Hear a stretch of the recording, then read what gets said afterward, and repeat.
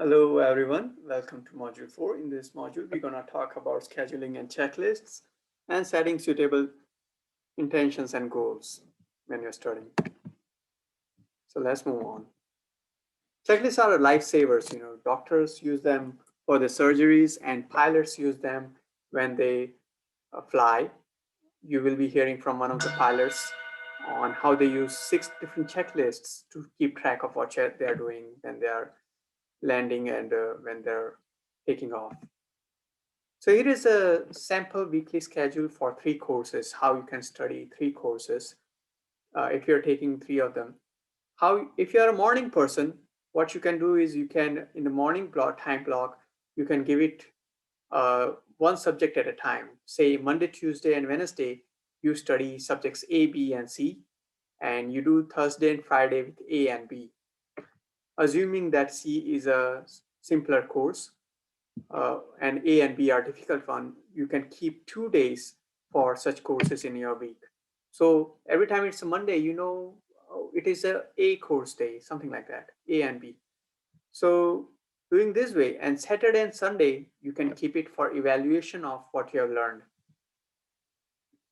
And afternoon time, what you can do is, if you're gonna be studying a course B on Tuesday morning, you do a quick revision of course B material that you are going to study next day on Monday afternoon.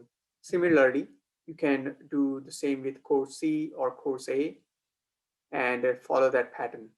And Saturdays, you can keep it for evaluation of whatever you have studied throughout the week. You can do self-evaluation so that you know how far you have gotten in the course. Similarly, if you are more of a night person or evening person, instead of mornings, you can switch your morning schedule to evenings.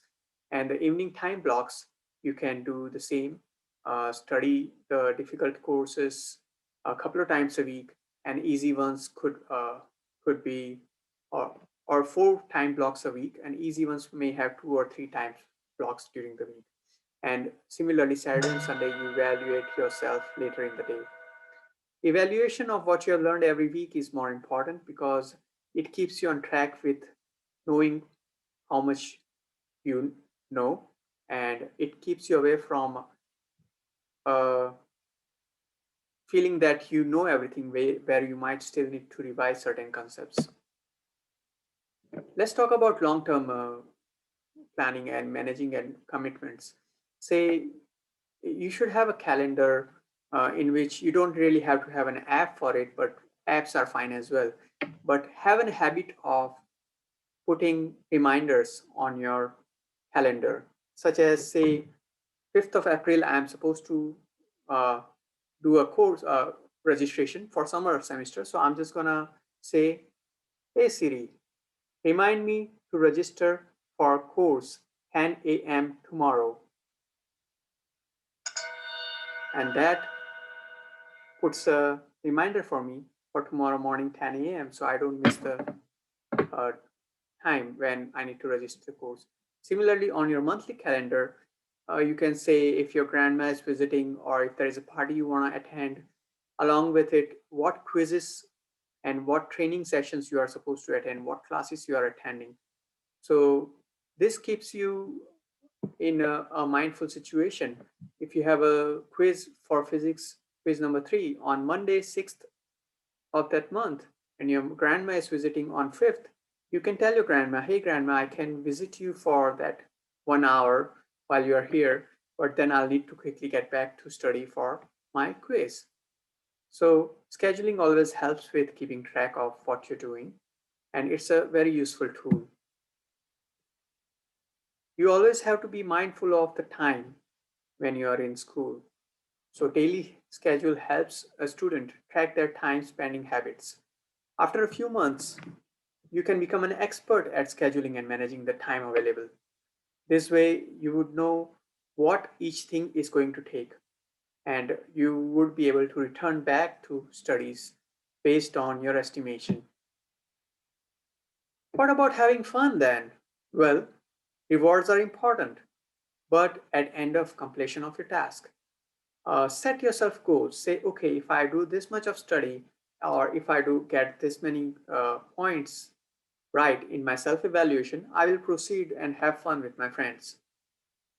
So this also takes care of your commitments along with what you're supposed to do, and also makes you a happy person if you can spend more time, a quality time with your friends, knowing you don't have to worry about the quiz that's coming up. I'm also going to tell you about a study I uh, was going through, in which three professors at a public Southeastern university experimented with the use of generalized assignments checklists to enhance student monitoring in their online courses. The checklist group showed measurable improvement in grades and course satisfaction. So when they do this kind of study, they do two groups. One is experimental and one is control group. And experimental group is given all the checklists that they were testing, and control group didn't get any of them. They also spoke about action steps in this study, where action step is something about how you interact with your schedule and checklists.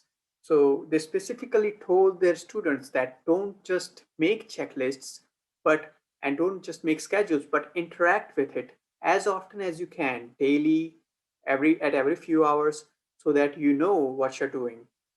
So these are the points from their action steps, where they would ask students to read these week's reading materials, review the content that is available for that course, participate in collaborative elements like discussions and blogs and wikis, etc., complete the week's assignment to submit, and review progress on your long-term projects.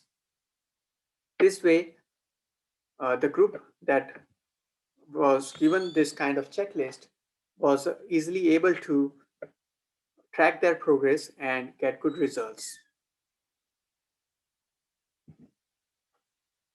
So what did this scholarly research I told you about conclude? Not only did the use of generalized checklists significantly influence assignment submission times, but it also helped with faculty members' time workload, as they had more things they could evaluate as it started coming in. The checklist group mean was twice as large for experimental group scores, and the reminder emails help students with tracking their assignment deadlines. So the study states that an action trigger is a plan to initiate an event, such as place and time student will attempt the project. Action trigger was found to be very effective motivating student action. More students completed assignments on time with use of this kind of action triggers. With time management, what happened? The scheduling and checklists help students learn better. It's a fact. I have tried it out in my own life as well. And being mindful of time, make sure that you don't waste time in unproductive activities. And as a result, you will see that you will perform better than you ever have before using such techniques. Managing schedules is also important. You might have a short commute to where you're going if the schools are in session, but with online studies, you do not have such routine.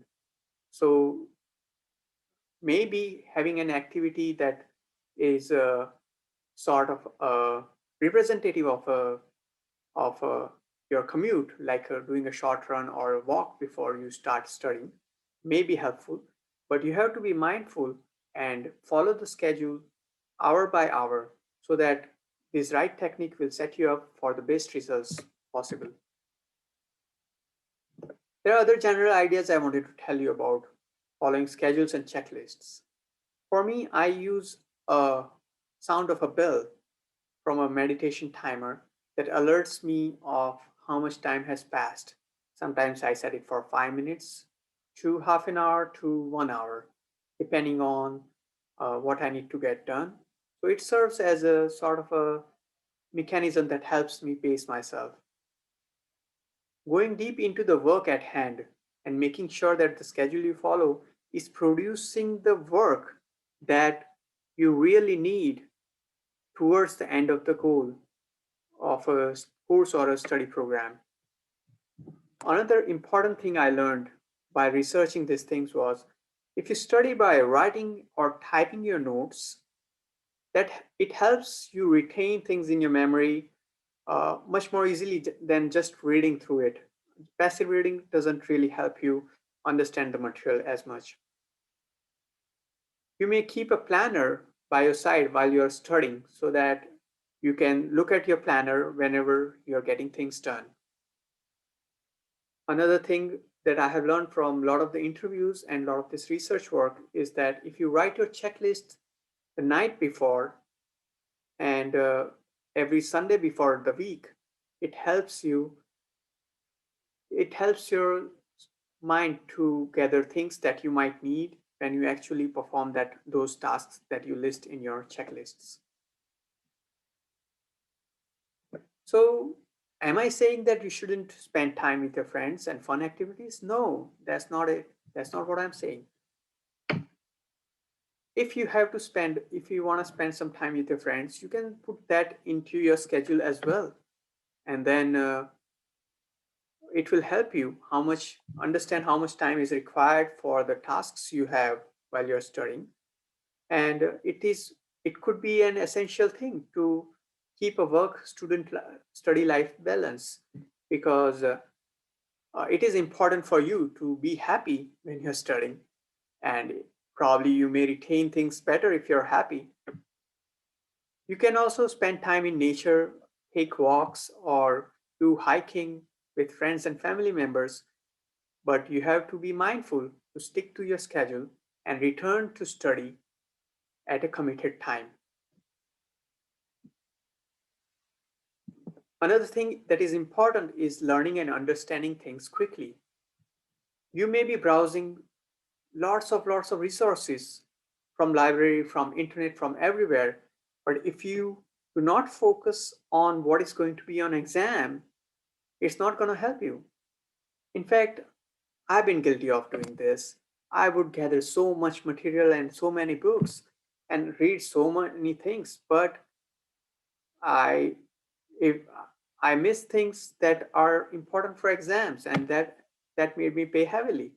On external, if someone is looking at me, they might think, "Oh, Amit is studying so much," but there are people who study much less and score better in exams, and that's what matters at the end.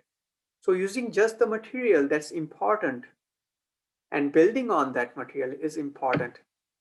So in your schedule, you can mark up what exact topics or what exact pages of your book or your uh, resources that you will be studying.